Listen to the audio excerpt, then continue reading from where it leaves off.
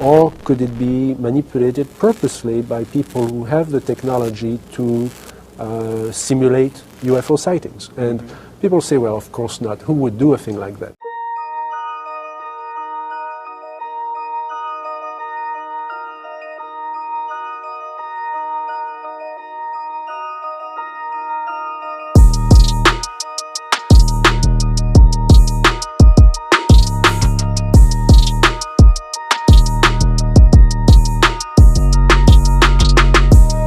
I would remind you that during the Watergate investigation, it was discovered that there was a plan originated in the White House to surface a submarine off the coast of Cuba and paint the second coming of Christ over the island of Cuba using holograms.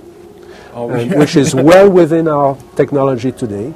The idea was that since there is a large Catholic population in Cuba, they would be so upset by this vision that this would saturate the communication channels, the telephone system in Cuba, long enough for an invasion to take place. How interesting. I'd never heard of that. Well, I think that's a classic in psychological warfare, but that kind of manipulation is well understood, and I have personally investigated several apparently genuine UFO cases where there was in fact a manipulation. My conclusion, the conclusion of scientists working with me, was that there was in fact a manipulation taking place, and that it was not a hoax on the part of the witnesses, but a hoax on the part of somebody much better organized than... So there are possibly all of these levels going on simultaneously. Today, with the current technology, that would be possible. Hey everybody, welcome back to Engaging the Phenomenon, bringing clarity to the unidentified and what we like to call the phenomenon. Now here highlighting this quote and these sound bits by Jacques Vallee regarding what is known by some to be called MILABS, military abductions. We clearly see here that Jacques Vallee is talking about military, or he doesn't specifically state the military, but hoaxed close encounters. And it's extremely compelling because Jacques Vallee is not somebody easily fooled. He's one of the most informed and respected UFO researchers of all time. Now, another part that makes this really interesting, of course, is that Jacques Vallee is saying here that he has secured a CIA document that's talking about hoaxed or a covert operation abduction in South America.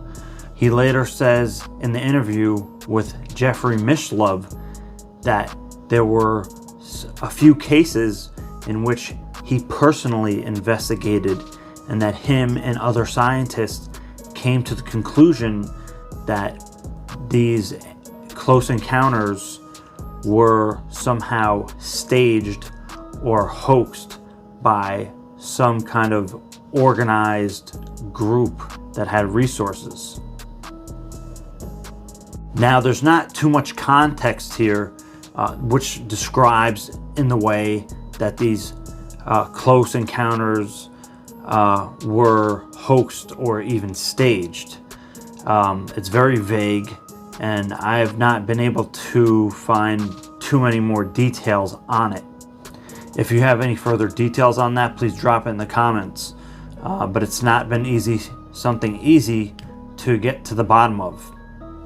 And because of the vague nature or the lack of details in it, we don't know to the extent in which these close encounters were hoaxed or staged. Now, it doesn't sound like he's talking about something on the extreme end of the spectrum that Dr. Greer talks about with ARV alien reproduction vehicles and PLF program life forms or any of that. There are different theories on how some of these MILABS or even hoax encounters are done, and a hoax sighting can be anything as simple as a plane or helicopter with a modified arrangements of lights. If you wanted to go further on and speculate from there, maybe they're using some kind of psychotronic technology, which would fool any normal person really into believing that they're having some kind of UFO experience. Now, none of this is to say that that there aren't real UFO experiences, that there aren't real abductions, that there aren't real contact experiences. What this is, you know, if anything, I would argue that if there is such a thing as MILABS, if there is such a thing as hoaxed encounters, they would be, I would think, incredibly rare. Again, this is something that I think will be a really pressing issue in a post-disclosure world, because once UFO disclosure occurs, then things like abductions will come under a microscope. And when that happens, people are going to start asking questions. They'll, you know, some researchers, even mainstream ones, will come across this MILAB thing and say, wait, that it's been speculated that the military had to do with some of the abductions or any of them. You know, so then at that point, this will be a bigger or more scrutinized topic. And again, we have such a little amount of information on it now, and I think that's going to be something, unfortunately, that is going to be like that for a while. I don't think that we're coming across any kind of pressing information on this topic anytime soon. Other than that, if you're interested in the MILABS topic, go back and check out my MILABS video, which goes more into the MILABS in general, and it goes into how Tom DeLonge, Richard Doty, and Dr. Stephen Greer have discussed MILABS and kind of their versions of it to a short extent. So again, super controversial topic. We have way more questions than answers. I think it's going to remain that way for a while.